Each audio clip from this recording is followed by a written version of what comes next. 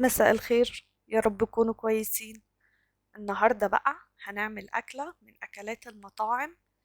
أكلة غالية جدا، طعمها خيال، طعمها جميل جدا.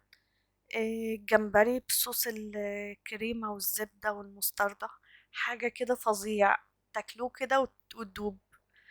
وهنعمل كمان جنبه شوربة جمبري جميلة قوي وخفيفة وطعمها جميل. بس لو أول مرة تشوفوني، أنا اسمي مادونا. يا رب الفيديو يعجبكم وتشتركوا في القناة وتعملوا لايك وشير. يلا بقى نشوف الطريقة.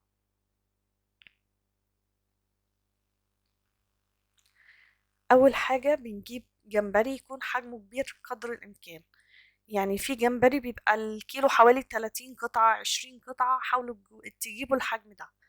بفتحه كده بالمقص الأول.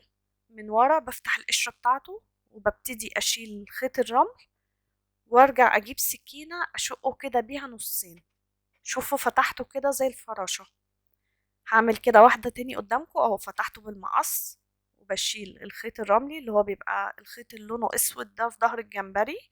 بنضفه كويس وببتدي اقسم الجمبرية نصين بالطول، وافتحها كده كويس بايديا، افردها كده كويس زي الفراشة. هعمل نفس كل الكمية بنفس الطريقة. سبت بس 3 جمبريات كده على جنب، ما فتحتهمش فراشة، شلت بس الخيط الرملي. هنجهز بقى التتبيلة بتاعتنا. بشر ليمونة، بنبشر الجزء الأصفر بس من الليمونة، وعصير نص ليمونة، وكمون، وبابريكا. على طرف المعلقة كده فلفل أسود، وزيت، معلقة زيت، ومعلقة مستردة، الملح طبعا. ونبتدي نقلبهم كويس.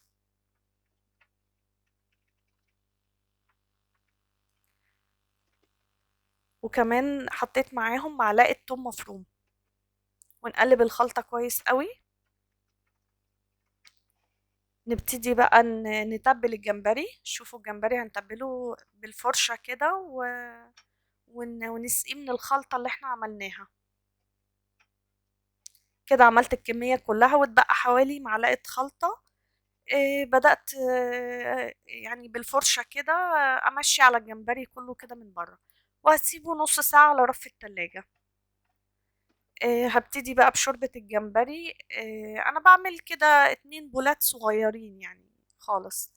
فجبت حلة بقى، حطيت معلقة زيت وقطعة زبدة، وجبت حتة بصلة مفرومة كده، حوالي نص بصلاية أو بصلاية صغنونة خالص، ده بصل أنا مفرزاه. البصل يدوب يدبل، مش هنستنى اما ياخد لون، يعني يدوب كده يدبل.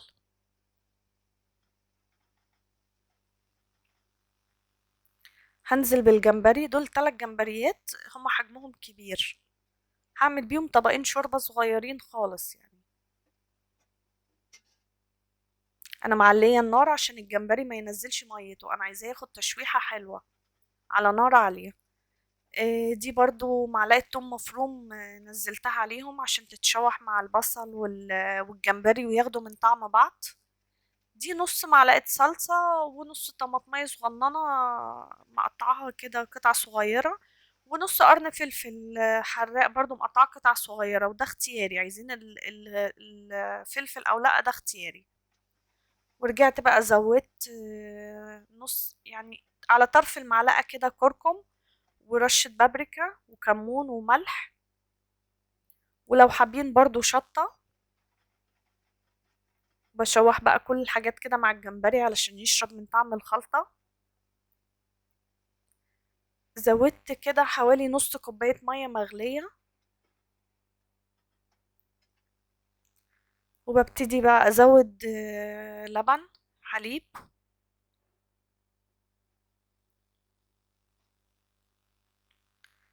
زي ما انتوا شايفين كده، وأول ما يبتدي بقى يغلي بقلب كده كويس.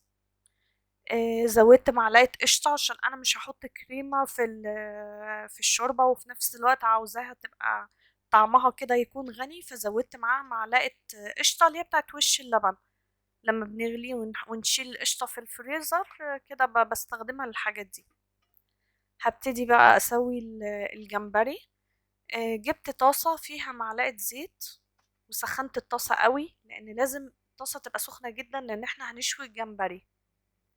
شوفوا بفتح الجمبري كده على وشه وانزله في الطاسة. معلش انا بستخدم ايدي بس هو مش هينفع يتعمل بالماسك، هيتقفل. انا لازم بفتحه كده كويس وافرده في الطاسة عشان اعرف اتحكم فيه كويس. احنا كده بننزله على الطاسة سخنة قوي فبياخد صدمة فهيتشوي. وريحة الصوص بقى ما اقولكوش، يعني هو لما نزل كده مع الزبدة مع الزيت كده وبيتشوي ريحته رائعة. بياخد حوالي دقيقتين تلاتة على كل جنب مش اكتر. شوفوا اخد لون، قلبته بقى على الجنب التاني وبرضو دقيقتين تلاتة وهخرجه من الطاسة عشان الجمبري لو قعد وقت طويل بيبتدي ان هو يجلد كده ويلزق في القشرة. دي باقي الكمية كملتها بنفس الطريقة.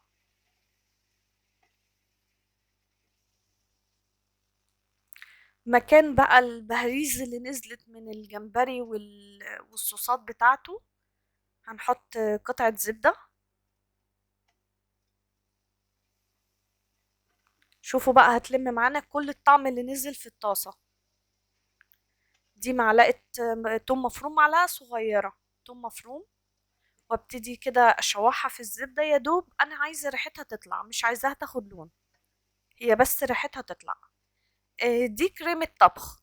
انا عارفة ان سعرها غالي بس هي مهمة في الاكلة دي.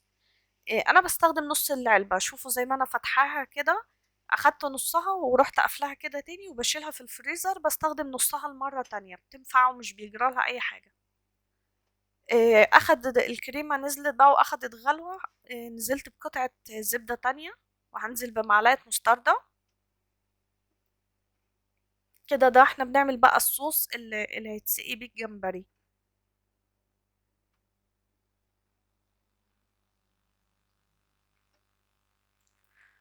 رشة كمون، بابريكا، ملح،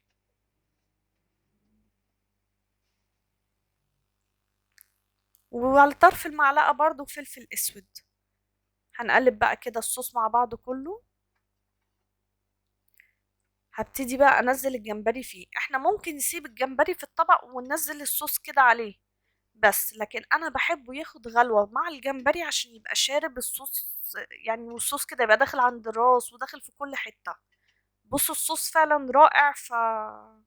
وكمان لما الجمبري بياخد غلوة معاه بيدي نتيجة احلى بكتير. بيبقى فعلا شاربين من طعم بعض.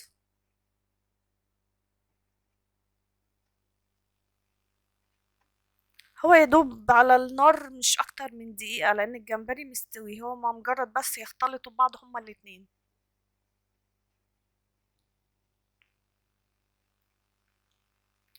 هنبتدي بقى نطلعه في الطبق. وده الصوص الزيادة معايا اللي كان في الطاسة. ابتديت برضو انزله فوق الجمبري تاني. فعلا يا جماعة اكلة مطاعم حاجة كده، لو عملتيها جوزك مش هيصدق ان انتي عاملاها في البيت. ودي الشوربة بتاعتنا. طعمها حلو جدا. اتمنى يكون الفيديو عجبكم ويكون خفيف على قلبكم. وما تنسوش بقى لايك وشير بقى وتشتركوا في القناة.